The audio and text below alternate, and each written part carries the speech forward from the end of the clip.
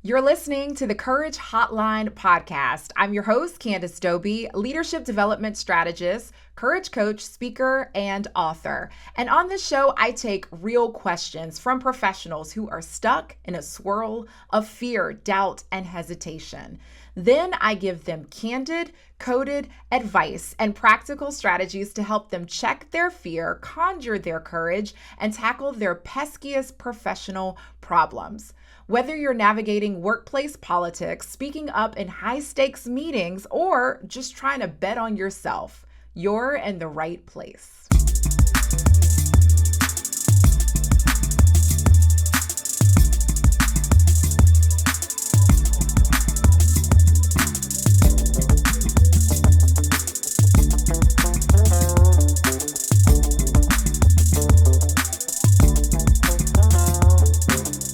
We're here with another episode of the Courage Hotline podcast with a new caller, so let's just get right into it.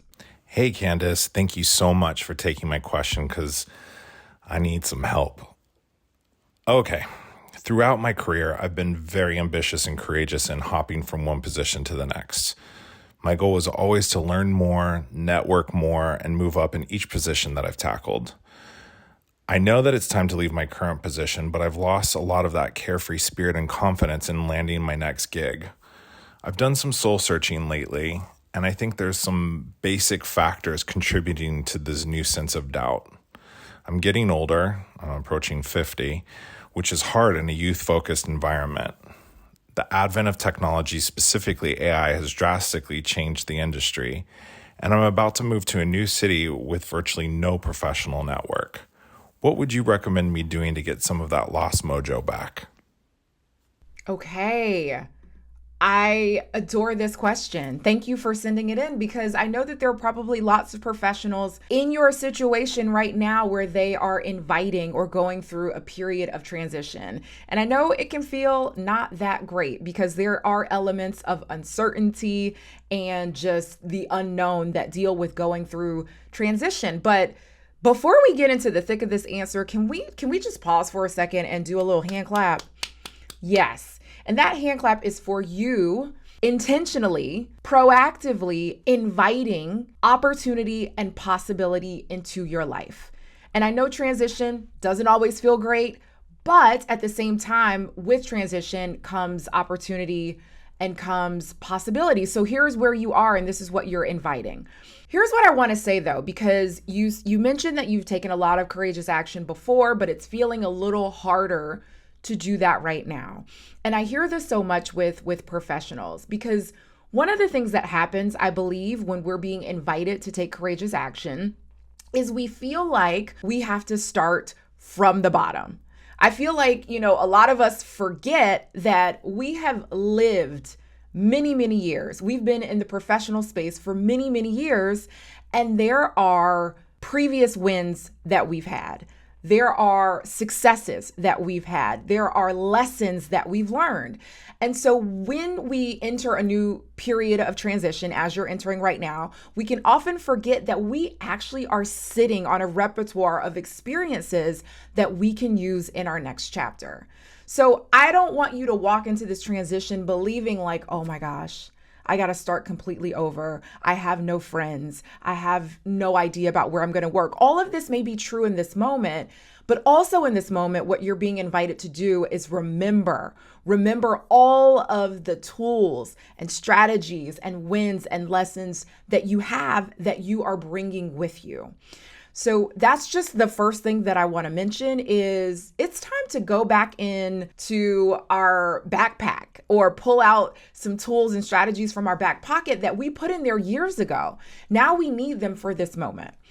The other thing that I want to mention is I believe that a really critical first step to acting courageously, to passing through the threshold from the known to the unknown is we have to have the right mindset. I believe before we can take courageous action, what precedes that is the right mindset. And so there are three mindsets that I actually want to share with you that I want you to try on, that I want you to experiment with to see if we can get in the right place for you to invite your mojo to come back.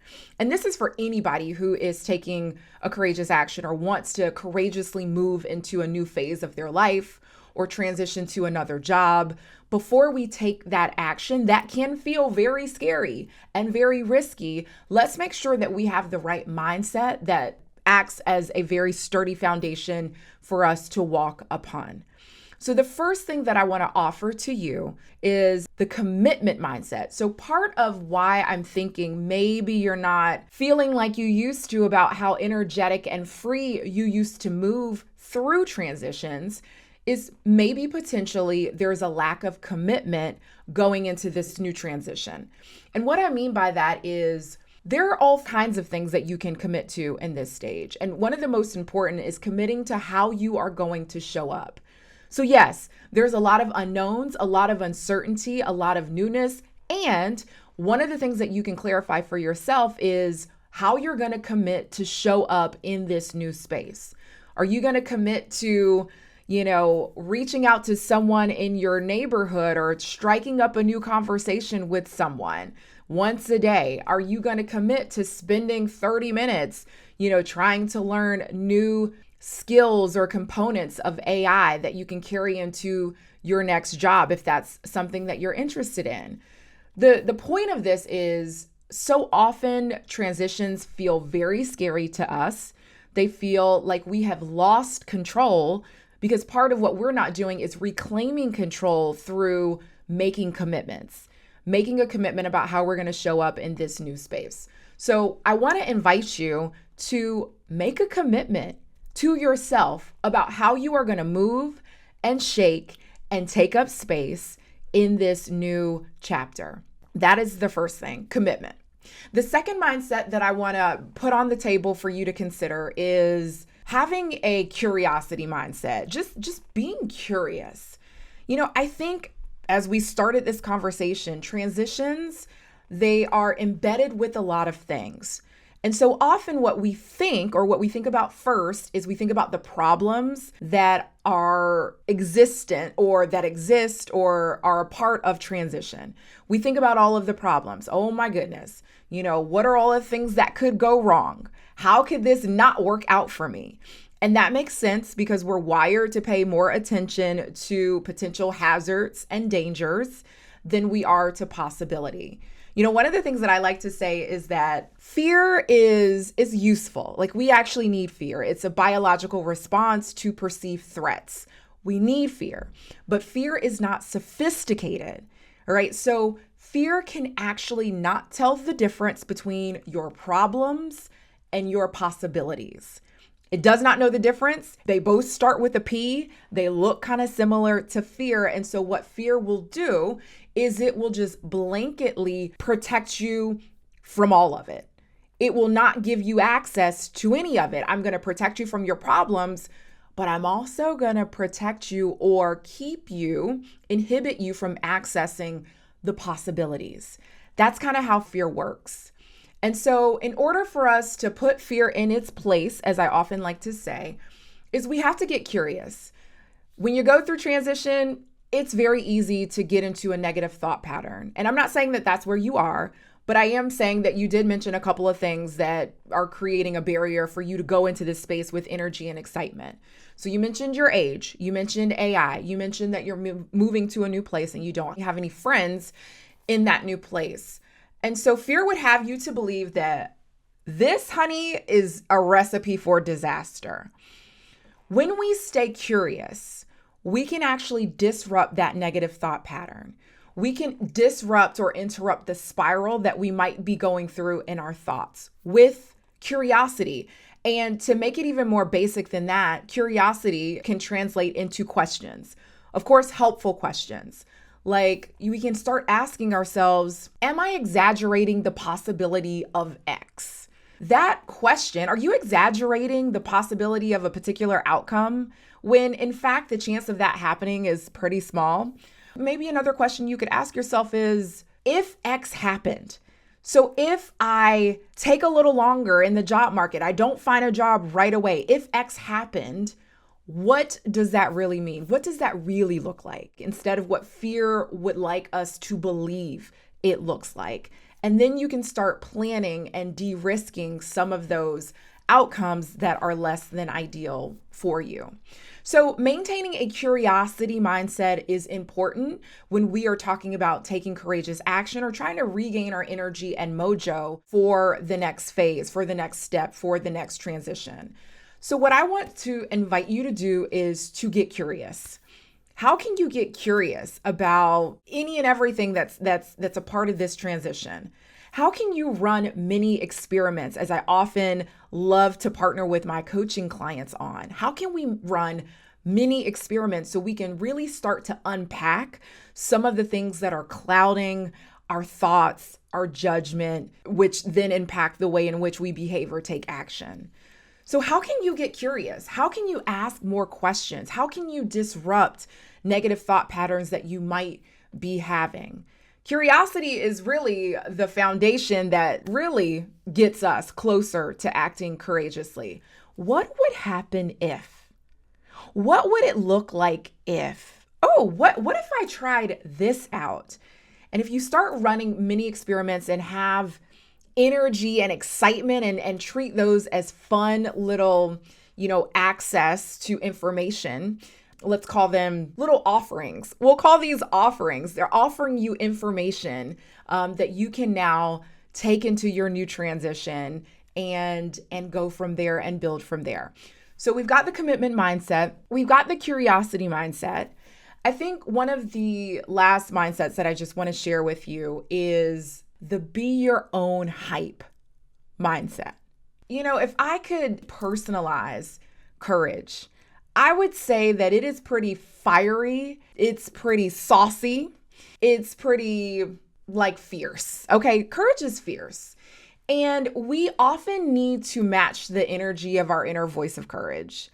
And if our inner voice of courage, or at least mine, is fierce, it's a little saucy, then it's inviting you to be your own hype. And the be your own hype mindset goes back to what we started with.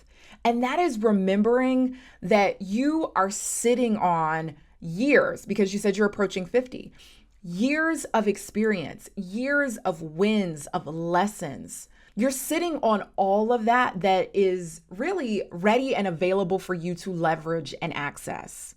So often when we go through transitions, we forget who we are. We forget what we've done. We forget the impact that we have made.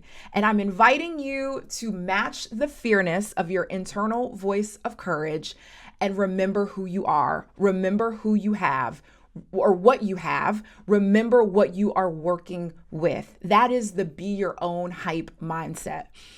When we're in transitions, when we're feeling a little low, when we're feeling like uncertain and like we don't know what comes next or what we want to do or can do, we can often look for validation from other people. We look for validation to say, no, you're doing great. You're going to figure this out. But you are the only one who can validate yourself enough to get you through this transition and get through this transition with all the energy and mojo and excitement that you can muster.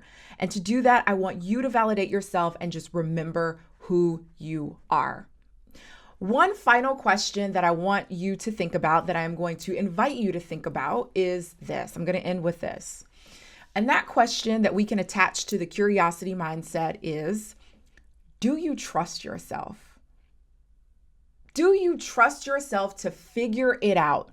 Whatever it may be, if things go sideways, if you move to this new city and it doesn't work out, if you move to this new city and you don't find the dream job that you're looking for, if you are not interested, although I think at some level all of us need to be interested in learning and leveraging AI, but if you are really not into figuring it out and using it for yourself, if all of that happens, the question remains, do I trust myself to figure it out?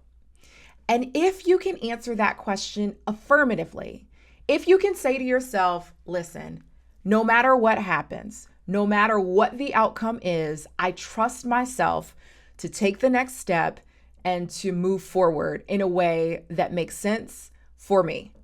So if you can answer that affirmatively, then you've already got your mojo. You've already got it. It just needed to surface with that one question. And so think about that one question. Think about all of the mindsets that we've talked about.